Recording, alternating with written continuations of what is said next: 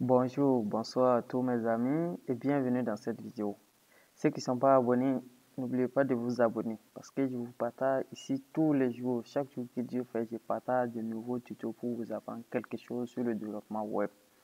Et aujourd'hui, on est en train de réaliser une série sur PHP et cette vidéo est la suite de cette série. Donc, aujourd'hui, la partie qu'on va voir sur PHP, c'est comment se connecter, comment créer sa base de données et se connecter à la base de données pour exécuter certaines requêtes sur la base de données. Donc pour ça, j'ai un fichier vide ici que j'ai rien mis pour le moment à part la balise PHP que j'ai mis à l'intérieur. Et ce qu'on va faire d'abord, premièrement, on va aller créer notre base de données. Ok, pour créer une base de données, on vient dans notre serveur ici. Il y a un coin pour créer les bases de données juste là. Là où c'est mis admin, vous appuyez. Ça va vous sortir la liste de toutes vos bases de données et toutes vos bases de données créées avec PHP-MyAdmin. Même ici maintenant, on a la possibilité de créer une nouvelle base de données. Donc si j'appuie ici, là comme ça, on me demande le nom de la base de données, l'encodage et créer et le bouton pour créer. Maintenant, le nom de ma base de données, je peux par exemple mettre, puisque tout ce qui est ici, ce sont mes bases de données que j'ai déjà créées. Donc ici, moi, je vais créer une base de données que je vais mettre quoi? Et DB,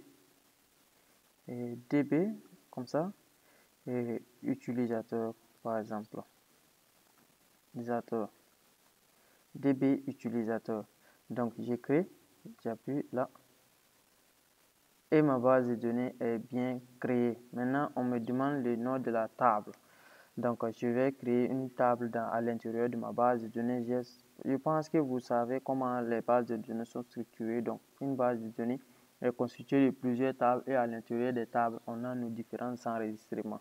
Donc, ici, table, je vais mettre tout simplement utilisateur. Utilisateur. Comme ça. OK. Maintenant, je vais mettre utilisateur avec S. Ça va contenir combien de colonnes? Donc, je vais laisser à 4. Nom et ID, nom, prénom, âge. Donc, ça fait 4. Donc, juste une toute petite base de données. Donc, j'ai créé ma base de données et tout est bien.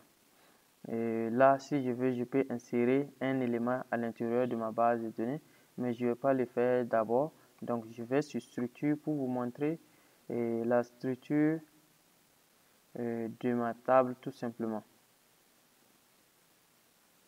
Oh, j'espère que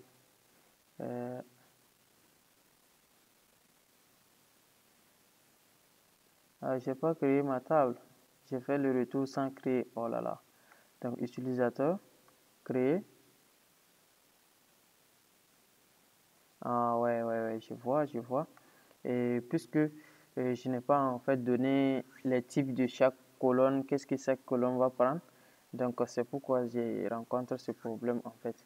Puisque ma table a été créée avec 4 colonnes, maintenant il faut mettre les champs avec les types maintenant. Donc, c'est ça. Donc, nom, j'avais dit ID nom, ensuite prénom, et là, je mets âge tout simplement comme ça, ici. Ok, j'allais sauter cette étape. Ok, donc je mets âge. Donc au niveau de ID, c'est int. Je vais mettre auto-increment également. Auto-increment, vous venez ici, vous cochez cette case pour dire c'est auto-increment. Si vous voulez que ça commence à 0, vous pouvez cocher ici également. Ok. Si vous y a une valeur par défaut, vous pouvez cliquer ici pour que ça mette la valeur par défaut. Ça, c'est le maximum que vous voulez mettre, le maximum de int que vous voulez mettre. Donc ici, au niveau de nom, je vais mettre ça à varchar. Varchar pour dire c'est un texte tout simplement. Et le maximum, je peux mettre juste comme ça, je sais pas, 25 si je veux.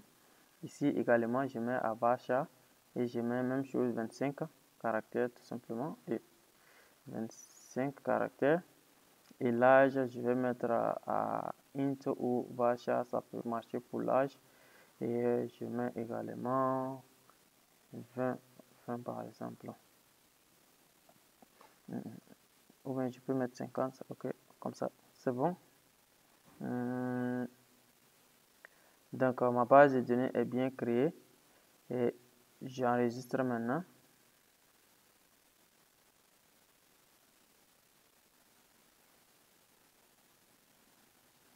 Ok, c'est bien créé et voici mes différentes chansons là. Et ID, nom, prénom, âge. Donc c'est bon pour la base de données. Maintenant qu'on a créé notre base de données, on va voir l'intérieur de notre base de données et on voit qu'à l'intérieur de la base de données, il n'y a rien pour le moment. MySQL return empty. Donc à l'intérieur ici, il n'y a rien puisque s'il y a quand on va enregistrer des utilisateurs, ça va s'afficher ici. Donc pour le moment, on n'a rien. Maintenant, allons dans notre PHP. Maintenant, je suis dans mon PHP. Ce que vous devez retenir, c'est que, puisque je vous avais déjà dit, les 3 et 4 pour gérer les exceptions sont très importantes en PHP. Donc, on va en venir. Mais il y a une seule ligne de commande que vous devez retenir par cœur pour la connexion à la base de données. Et cette commande, c'est celle-ci. Vous allez d'abord déclarer une variable que vous allez stocker juste la récupération de votre base de données. C'est la commande de la récupération de la base de données qui est importante. Mais on va la stocker dans une variable qu'on va appeler connexion.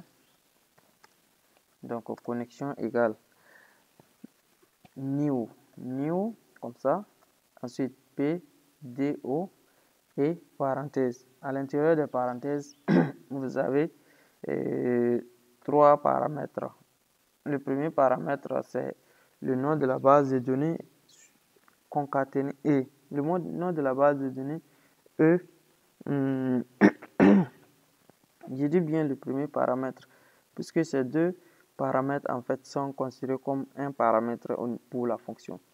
Donc c'est le localhost de la base, le port, comment le domaine de la base, le nom du domaine de la base de données qui est localhost suivi du nom de la base de données. Ça constitue un paramètre pour cette fonction. Et ensuite, on a un autre paramètre qui est le login. Le login qui est un peu comme le nom d'utilisateur en fait de notre base de données. Et le troisième paramètre, c'est le mot de passe de notre base de données, tout simplement. Le troisième paramètre, c'est le mot de passe de notre base de données. Donc ici, je mets passe. Donc on va remplacer ces différents paramètres tout simplement. Maintenant, premièrement, pour mettre le nom du domaine de la base de données, on va mettre MySQL et MySQL host. MySQL 2. Host et on va mettre égal puisque ici on est en local, donc le nom du domaine de notre base de données c'est tout simplement localhost parce qu'on n'est pas sur un serveur, donc localhost. Et ensuite il faut savoir qu'à l'intérieur de ces guillemets le nom de la base de données avec le nom de domaine sont séparés par des points virgules. Vous devez bien regarder cette commande pour pouvoir répéter ça plusieurs fois et afin que vous vous habituez à cette commande. Ok, maintenant le nom de la base de données qu'on a mis de l'autre côté, on a mis quel nom? On a mis DB utilisateur. Utilisateur comme ça. DB utilisateur, donc c'est bon pour ça. Maintenant, le login c'est quoi? C'est un peu comme le nom d'utilisateur de notre base de données. Donc nous on est sur exemple, donc le nom d'utilisateur par défaut c'est root. Au niveau des exemples, le mot de passe par défaut, il n'y a pas de mot de passe. Donc, c'est comme ça. Et on sera tout simplement connecté à notre base de données. Mais maintenant, pour que s'il y a une erreur, que ça puisse nous envoyer l'erreur et pour qu'on puisse voir c'est quelle erreur qui est là. Donc, on est obligé d'utiliser l'instruction 3 et 4. Donc, je coupe ça d'abord. Je mets 3. Et à l'intérieur de 3, je colle ça. Et ici, catch. Comme ça. Et catch va hériter de quelle classe? On va prendre nos erreurs de quelle classe? De PDO, exception. Et except, oh, j'ai oublié le X. Exception, comme ça. dpdo exception et on va stocker ça dans une variable qu'on va appeler E. Et là, j'ouvre les accolades. Tout simplement, je vais écho mon E s'il y en a. Donc, écho E slash et flash get message. Donc, le message, on veut que ça nous envoie le message qui cause le problème. Donc là, je mets le point virgule également. Maintenant, si ça a été bien connecté, je veux que ça me fasse écho, tout simplement, connexion reçue. Connexion réussie, comme ça. Et j'enregistre comme ça. Et je vais aller essayer maintenant d'exécuter mon code pour voir, et mon code est lancé ici. Donc j'exécute pour voir, on me dit bien connexion réussie. Donc ça veut dire que je n'ai pas de problème. Je peux commencer maintenant à exécuter des requêtes sur ma base de données. Donc pour exécuter, on va essayer tout simplement d'exécuter une requête d'insertion à notre base de données pour voir si tout marche bien. Pour ça, la fonction execute va nous servir beaucoup. Et la fonction exec, c'est comme ça. La fonction exec, comme ça. Ça va nous servir beaucoup parce que c'est cette fonction qui nous permet, en fait, qui prend la requête SQL en question et ça va directement exécuter sur notre base de données. Donc, mais pour le moment, on va d'abord créer notre requête. Donc, je mets requête insert en variable. Donc, requête insert égale. Donc, je vais créer ma requête pour insérer un élément dans une base de données en SQL. Comment on fait? Je pense que vous devez savoir ça. Insert into le nom de ma table que j'ai nommé utilisateur. Utilisateur, comme ça, avec S. Insert into utilisateur values. Tout simplement, values avec S également. Donc, je mets mes différents champs ici. J'ai mis premièrement ID qui est un nombre. Ensuite, j'ai mis nom, tout simplement. Donc, le nom ici, je vais mettre par exemple l'aller. Et je ne peux pas mettre des guillemets ici encore parce qu'il y a des guillemets à l'extérieur. Donc, je suis obligé de mettre les apostrophes. Et prénom également, je mets des guillemets encore. Prénom, je mets Moussa maintenant. Et âge, je mets tout simplement 23. Comme ça. Et c'est bon. Donc, comment on fait pour exécuter? Puisque j'ai stocké ma requête SQL dans une variable que j'ai nommée requête insert. Donc, comment on fait pour exécuter ça sur notre base de données? Là, on va exécuter la fonction exec. Donc, on va tout simplement dire exec. Appeler la fonction exec qui va se charger tout simplement d'exécuter cela sur notre base de données tout simplement. Donc, connexion. Donc, on récupère notre base de données connexion comme ça et on fait la fonction exec sur notre base de données. Exec qui vient d'exécuter. Donc, et on va mettre notre variable qui s'appelle la requête insert comme ça. Et c'est bon.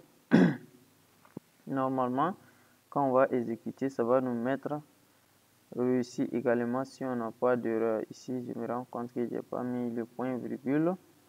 Là, j'enregistre et on vient maintenant et on exécute. Ça nous dit table utilisateur, point utilisateur doesn't exist.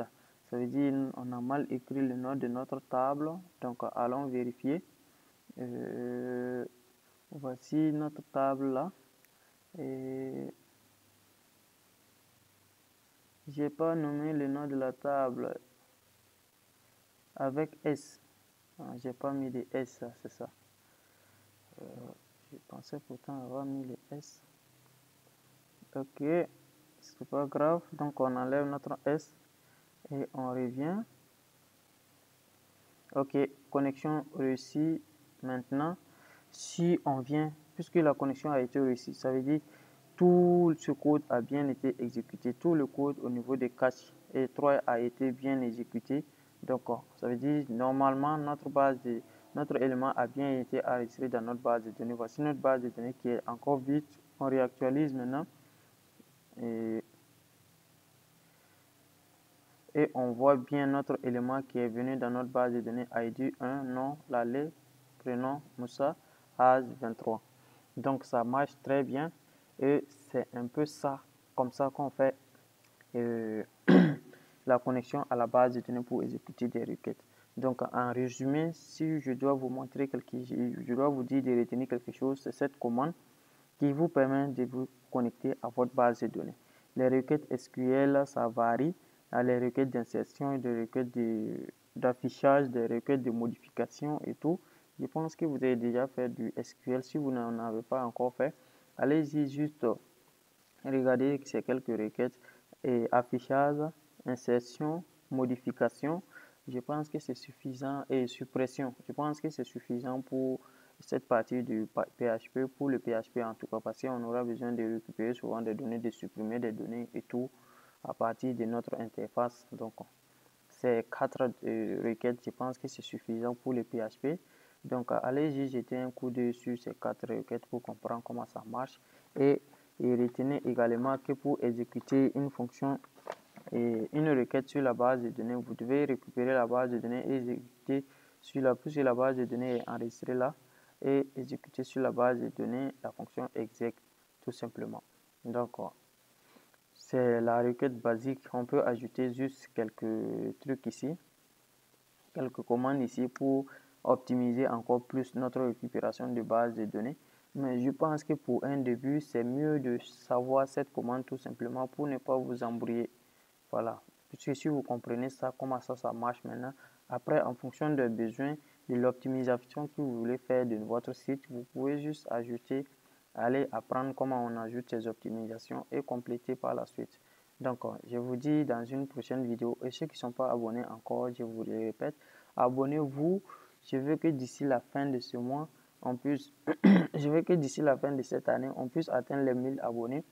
Donc, abonnez-vous pour soutenir la chaîne. Je vous aime, je vous adore et je vous dis dans une prochaine vidéo.